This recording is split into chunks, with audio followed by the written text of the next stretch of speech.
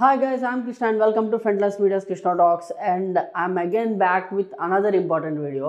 ఇది ఎవరి కోసం అంటే మెయిన్గా ఎవరైతే ఆల్రెడీ వర్కింగ్ ప్రొఫెషనల్స్ ఉన్నారో మీ కెరీర్లో గ్రోత్ అనేది ఎలా చూసుకోవాలనే డౌట్ కనుక మీకుంటే దాని గురించి ఒక క్లారిఫికేషన్ ఇవ్వడానికి ఇది. సో ఈ క్లారిఫికేషన్ అనేది మనకి టైమ్స్ ఆఫ్ ఇండియాలోనే ఒక ఆర్టికల్ అమెడేస్ అనే ఒక కంపెనీ ఏదైతే ఉందో వాళ్ళు నిర్వహించిన ఒక సర్వేలో ఆల్మోస్ట్ ఇండియాలోని 56% ఆఫ్ ది టెక్ వర్క్ ఫోర్స్ని వాళ్ళు అనలైజ్ చేసి ఈ సర్వే రిపోర్ట్ అయితే ఇచ్చారు, which is very very important and very very valid. So ఈ సర్వే రిపోర్ట్లోకి మనం వెళ్లే ముందు ఫ్రెండ్లెస్ మీడియా యూట్యూబ్ ఛానల్ని మీరు సబ్స్క్రైబ్ చేసుకోండి, క్వాలిటీ కంటెంట్ని అయితే మీరు ఆదరించండి. So coming to the topic వచ్చేసి బేసిక్గా ఇండియాలో టెక్ వర్క్ ఫోర్స్ అనేది చాలా ఎక్కువ. ఈ tech work force career growth కోసం అసలు ఏం చేస్తున్నారు అనే సర్వే వీళ్ళు చేస్తే మొత్తం మీద వాళ్ళ సర్వేలో తేలింది ఏంటి అంటే ఇండియాలోని టెక్ వర్క్ ఫోర్స్ మొత్తం కూడా 3 స్విచెస్ ఇన్ దేర్ కెరీర్ అయితే చేస్తున్నాయి, 3 ట్రాన్సిషన్స్ ఇన్ దేర్ కెరీర్ అయితే చేస్తున్నాయి, లేదా 3 పివట్స్ ఇన్ దేర్ కెరీర్ అయితే చేస్తున్నాయని వాళ్ళైతే చెప్పారు. సో ఈ పివట్స్ అంటే ఏంటి, స్విచ్ అంటే ఏంటి, ట్రాన్సిషన్ అంటే ఏంటి, దీని గురించి మనం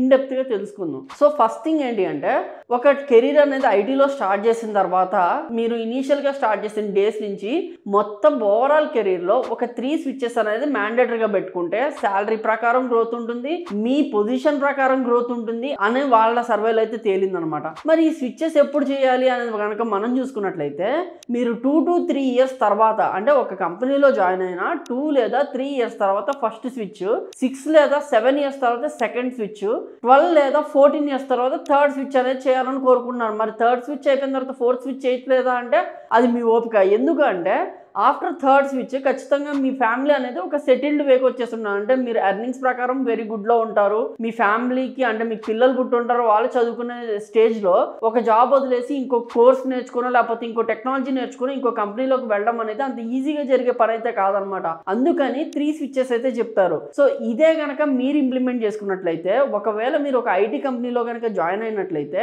ఫస్ట్ 2 to 3 ఇయర్స్ లో మీరు ఒక ఐటీ కంపెనీలో అన్ని పనులు చేయాల్సి వస్తుంది. ఫర్ ఎగ్జాంపుల్ మీరు ఐటీ కంపెనీలో జాయిన్ అవడానికి ఒక కోర్స్ ఏదో నేర్చుకుని ఉంటారు. For example me college placements off campus days ఏదో ఒకటి చూసుకుంటే ఏదో పైథానో జావానో సీనో ఏదో ఒకటి నేర్చుకుని ఉంటారు. సి నేర్చుకున్న తర్వాత నెక్స్ట్ మీరు కంపెనీలో వర్క్ చేసేటప్పుడు మీరు ఈ సి మీదో ఈ పైథాన్ మీదో ఈ జావా మీద మీరు వర్క్ చేయరు. మీ కంపెనీ రిక్వైర్మెంట్స్ బట్టి ఏ శాపో సేల్స్ ఫోర్సో లేకపోతే పైథానో మీ అదృష్టం బాగుంటే మీరు నేర్చుకున్న కోర్సే మీరు నేర్చుకుంటారు. సెకండ్ టు థర్డ్ షిఫ్ట్ అప్పుడు ఏంటంటే మీకు ఏదైతే కావాలో అంటే ఫర్ ఎగ్జాంపుల్ మీకు కోడింగ్ సైడ్ ఇంట్రెస్ట్ లేదు, ఏదో కంపెనీలో రావడానికి మీరు పైథానో జావానో నేర్చుకున్నారు. ఇప్పుడు మీరు ఎక్కడికి వెళ్ళాలంటే ఏ సర్వీస్ నోవో డేటా అనలిటిక్స్ సేల్స్ ఫోర్సో ఏదో నేర్చుకున్నారు అనుకుందాం, అది చూస్ చేసుకుని మీ ఫస్ట్ షిఫ్ట్ అనేది ఆ కోర్స్ మీద మీరు చేస్తారు అని వాళ్ళైతే చెప్తున్నారు అనమాట. అంటే 2 to 3 ఇయర్స్ తర్వాత ఫస్ట్ షిఫ్ట్ వేరే కంపెనీకి మీకు నచ్చిన ఒక టెక్నాలజీ చూస్ చేసుకుని మార్కెట్లో ట్రెండింగ్లో ఉన్న ఒక టెక్నాలజీని చూస్ చేసుకుని మీరు షిఫ్ట్ అయిపోతారు.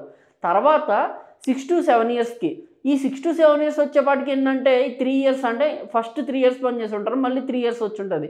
సో 3 ఇయర్స్ ఒక కంపెనీలో ఉండడం అనేది చాలా గుడ్, లాంగిటివిటీ ఉంది అని వాళ్ళకు కూడా తెలుస్తుంది అనమాట. సో ఈ టైం ఫ్రేమ్ పెట్టుకుని మీరు నెక్స్ట్ కంపెనీకి అయితే వెళ్తారనమాట. ఆ పాటికి ఏంటంటే ఫస్ట్ షిఫ్ట్ కొట్టేపాటికే మీ శాలరీ ఒకవేళ మీరు 25,000తో స్టార్ట్ చేసి ఉంటే నెలకి నెక్స్ట్ షిఫ్ట్ కొట్టేకాలకి 50,000 అలా అవుతుంది. ఇంక్రిమెంట్లు అవి పెరుగుకుంటూ అటు ఇటుగా 70,000-80,000 దాకా మీరు రన్ చేస్తుంటారు. ఆ తర్వాత థర్డ్ ఇయర్ తర్వాత లేకపోతే 6th 7th ఇయర్ తర్వాత మీరు నెక్స్ట్ షిఫ్ట్ కొట్టే టైంకి మీ శాలరీ ఆల్మోస్ట్ 60,000-70,000 దగ్గర ఉంటుంది. ఆ షిఫ్ట్ కొట్టేసరికి ఒకేసారి 1 lakh ప్లస్ 1,20,000 దాకా వెళ్ళిపోతూ ఉంటుంది అనమాట. అంటే మీ salary per year approximately 12 LPA to 13 LPA ఉంటుంది. ఇంకా ఆ తర్వాత మీరు ఒక హయ్యర్ పొజిషన్కి వస్తారు, మీరు నెక్స్ట్ షిఫ్ట్ కొడతారు లేదా అనేది మీ పర్సనల్. బట్ అంటే మీ నెక్స్ట్ షిఫ్ట్కి మీరు అప్రాక్సిమేట్లీ 12 to 13 LPA అయితే చూసుకుంటారు. ఇంకొక థర్డ్ షిఫ్ట్ ఎప్పుడు కొట్టాలి అని వాళ్ళు అంటున్నారంటే 12 to 14 ఇయర్స్ మధ్య కొడతారని చెప్పేసి. అంటే ఇంకొక 4 ఇయర్స్ తర్వాత ఆ 12 to 4 ఇయర్స్ కొట్టే టైంకి మీ శాలరీ అప్రాక్సిమేట్లీ 1,20,000 నుంచి 1,50,000 దాకా వెళ్ళిపోయి ఉంటుంది.